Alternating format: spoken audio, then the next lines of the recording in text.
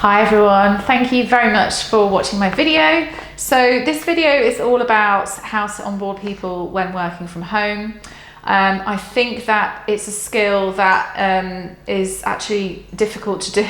It's something that's difficult to do when we're all in the office, never mind when we're all working from home.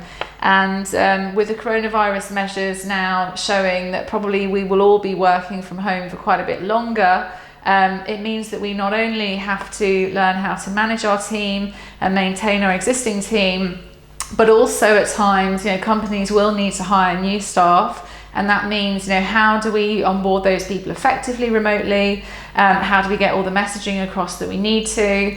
And once that's set up, how do we ensure that they keep working with us in a way which we can manage as managers? So both myself and Julia are managing remotely, and we have been actually for a number of years. I live in Amsterdam, I think most people know that, and I've been living here for about 3 or 4 years since my daughter was born, and manage remotely almost constantly, and it works fine. And Julia's the same, she manages both our teams in London and Lux, so lots of experience to share with you. Now, there's about 5 key things which, if you can implement them in your process of onboarding someone, it does make your life a lot easier. So we will share that with you today. The first thing is just to clarify role and responsibilities, both obviously for this person that you're hiring, but also each person around them that is involved with their onboarding. And it's really important to get multiple people involved with that person's onboarding, not just the manager, for a multitude of different reasons. I will come back to that more later. Secondly, you need to describe what good performance looks like and how they will be measured. And if you have KPIs, that's great. If you don't have KPIs and don't use them, I'll talk to you about some other methods that you can use for that. Thirdly, it's important to establish a reporting structure that is clear through your managers if you don't manage them directly. And really you want to put the onus on the report to do their own reporting, because otherwise that becomes a job in itself. So put the onus on the report to do their reporting. Number 4, establish behavioural expectations from the outset. So this is again one of those things that companies think they've covered in the interview process, and then they kind of gloss over it in the onboarding. Well, you have to keep reminding people about behavioural, how you approach behaviour, and also what good looks like in respect to behaviour and attitude.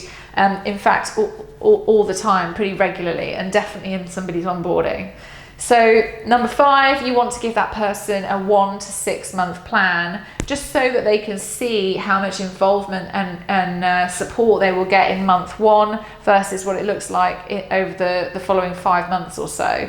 And also just to give them an idea of how their evolution and training will change as they develop.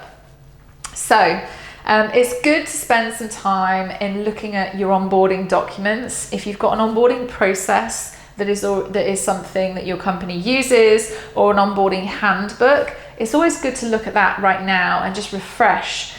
What does that look like? Is that still good for purpose? Is it what we still need as a business? And just really use those documents, because if you can create a really good onboarding plan that's up to date, still works with your business flows the way you need it to, it's going to save you and your managers a lot of time, if you get it right from the outset, really.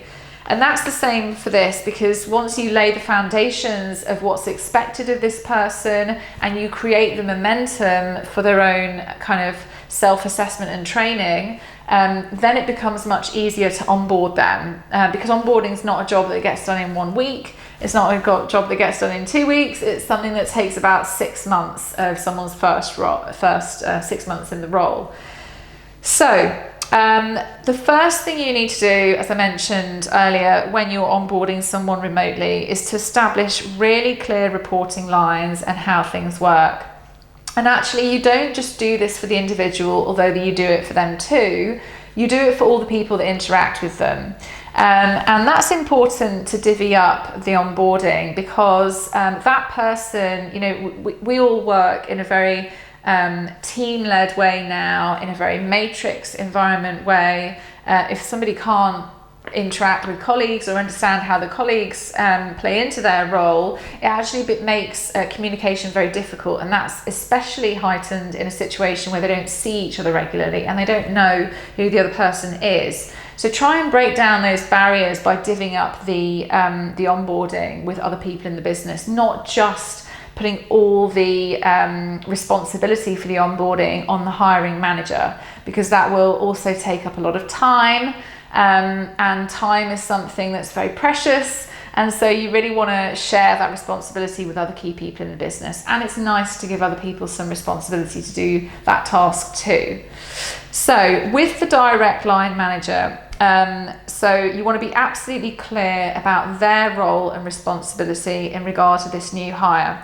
What are the priorities for them to ensure that they achieve with their new report?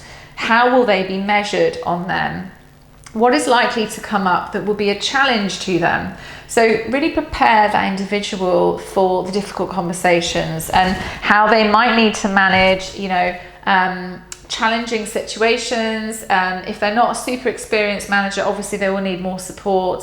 If they are very experienced, obviously they will need less support, but always remind them of their role and responsibilities at the outset with that individual.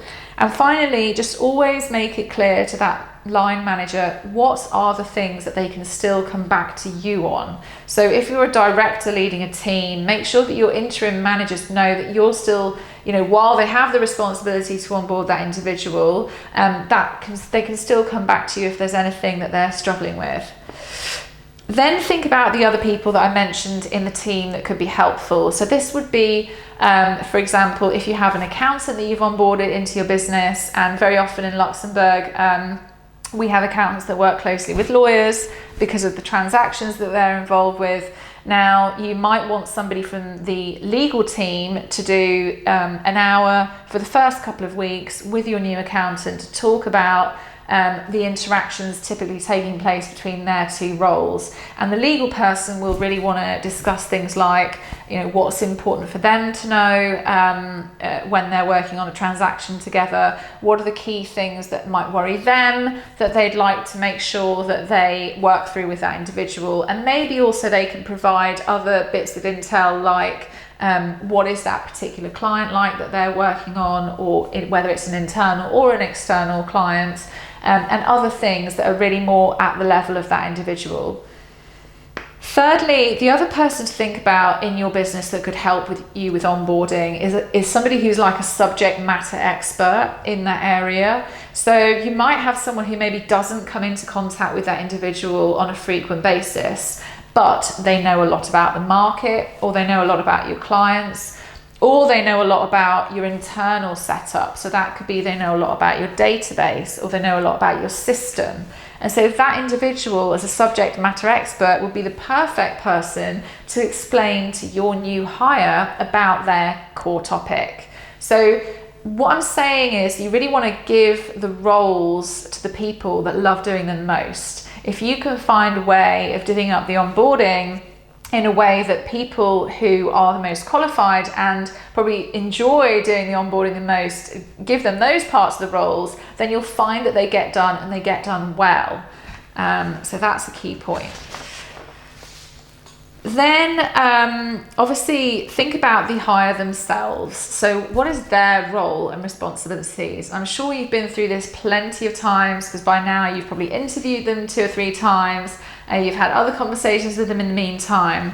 But what we're doing here is we're laying the foundations for future teamwork, understanding, and hopefully a really high level of commitment. So you want to give them absolute clarity on what good looks like. How do they know when they're performing? Are there KPIs? If you don't have KPIs, think about SLAs. So service level agreements that you might have with your clients, be it an internal client or an external client. And if you don't have those, maybe think about something like, I think there's 2 things that you have to think about on performance. The first thing is time. How much do you think is a reasonable time frame to give an individual to produce a certain, whether it's a response to a request or whether it's a piece of project work, a typical piece of project work that they would have to do, or a typical piece of production work that comes up. So give them like a good time block that you would expect them to handle those things with. The second thing is quality. So you want to make sure that that individual has understood what are the things in that role that really require, whether it's coming back quickly on something and that might be urgent and doesn't need to be done perfectly, versus if they really need to spend some time looking at that in detail, because without the detail, something could go really wrong. So you want to make sure that on the axis of time and quality, where are the typical jobs in that person's job role, and make sure that they understand what good looks like in terms of performance in producing this suited quality or the suited time result on those different jobs that they are responsible for, okay? The fifth thing to take them through is your company culture and values. So don't skip this part because you think that you've had a really good chat with them in the interview. Always take them back to company culture and values, because behavior, and talking about behavior, creates good behavior in your business. So don't give the impression that this doesn't matter. Talk about company culture and values like, you need them to live and breathe these values, because if they don't, they will think that it doesn't matter to you, and that's when issues will start creeping in. So you need to always give the feeling that this is one of the paramount things to you and the rest of the members of the management team.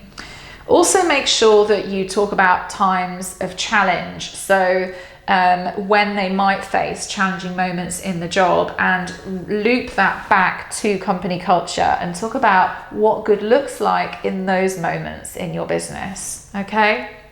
And then the final point, just point 6, is to think about HR and housekeeping points. So these are your kind of hygienic ways of doing things that everyone just does. It's what time do you log on in the morning? What's the good response time?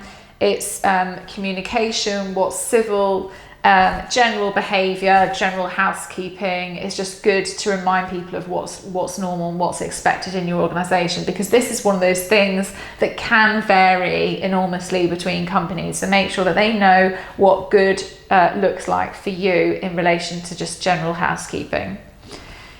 Now, the last few things is really outline their 1 to 6 month plan, so that when you have all the things that I've just mentioned are really about laying the foundations. Now, once you've laid the foundations of the onboarding, you want to make sure you've created a framework for feedback, and also in the right time frames. So outline their 1 to 6 month plan, and within that you want to map out kind of a weekly plan within the 6 months that takes you and them through all of the key skills and all of the key areas that they need to learn in that time frame with you. So obviously you start off with almost the basics, but the kind of process stuff, the systems that you use, and the ways of working. And as that develops, it becomes more and more technical and knowledge based, so that you teach them the framework of your organization first, and then afterwards you teach them the knowledge base. Because unless they know the framework and the structure first, teaching them the knowledge, they won't know how to implement it. So always start with the structure and the framework first. And then within that 1 to 6 month plan, give the clear kind of weeks in which they will receive their training from the different members of their team. Talk about the kind of one-to-one catch-ups that they will have with people. And I think normally in most cases, the way that we do it within our business is that we have daily catch-ups with most of the team when they're onboarded. And the way that you want to do that is to actually ask that individual to send you an email simply at the end of each day with what are the key things that they've completed or halfway completed, or where are you at each day. Because unless you ask that person to report to you on those things, it becomes another job that the manager or someone else in the business has to ask that individual to deliver on. So make it the report's responsibility to report on their own result each day to you, and probably get that daily initially, maybe every other day once they've been there for a month or two. A simple email I find suffices, and then that feeds into kind of a weekly catch-up. So the one-to-ones are normally done with their manager, and I guess you would do those on a Monday to discuss the previous week's results. So whether you do it with a Zoom or Google Hangouts or MS Teams, whichever is your preferred video call, but I probably do a one-to-one face-to-face on a weekly basis with the manager and the individual. And within that weekly call, you obviously talk about the results of the week before, and also the daily results, and see if there's any patterns that you want to discuss. And with feedback, you want that manager to give feedback instantly. So if they see something coming in on a daily or a weekly basis, they handle it there and then. You don't want to save up too much feedback, and you always want to make sure that feedback is balanced. So you talk about good and bad. Try not to make it too much of either one. Obviously credit where credit's due, but you have to give feedback in a positive way. In providing feedback, make sure it's very action-based. So talk about actions, don't talk about personality, because obviously that can really upset people, and in most cases people can't change their personality. So if you like them and you've hired them and you want to give them action-based feedback, talk about the specific action that you want them to change or adapt. Okay? So you've got your daily reports that come in from that person on email. Probably those daily reports should go into the manager and the director, or maybe just the manager. It depends on your business. Then you've got your one-to-ones on a weekly basis that happen with the manager, but the manager informs the director on how those are going and if there are any blockers. And then you probably want to set some new actions within those one-to-ones. So looking on what's happened the previous week, any feedback, any improvements, any good feedback as well, obviously, and setting new actions. And then I think after that, it's only the monthly reporting. So the monthly reporting might be something where both the director and the manager are involved, and it's really, again, an opportunity to discuss how the onboarding is going with that individual, and make sure that there's really positive and balanced feedback based on how that person has delivered so far, and also take some time to address how that individual is feeling. So see if there's any areas of uncertainty that need to be addressed. Obviously keep the lines of communication open, and offer to provide coaching on specific topics, because in some areas you might find that individual isn't delivering, and what normally is the case if that person is working hard and to the best of their abilities is that they maybe just haven't understood what it is that you want, or they are lacking a little bit in the skill area, in which case some coaching might be needed with their manager. So they are our top tips. I hope you found it helpful, and please let me know your feedback. Thank you very much.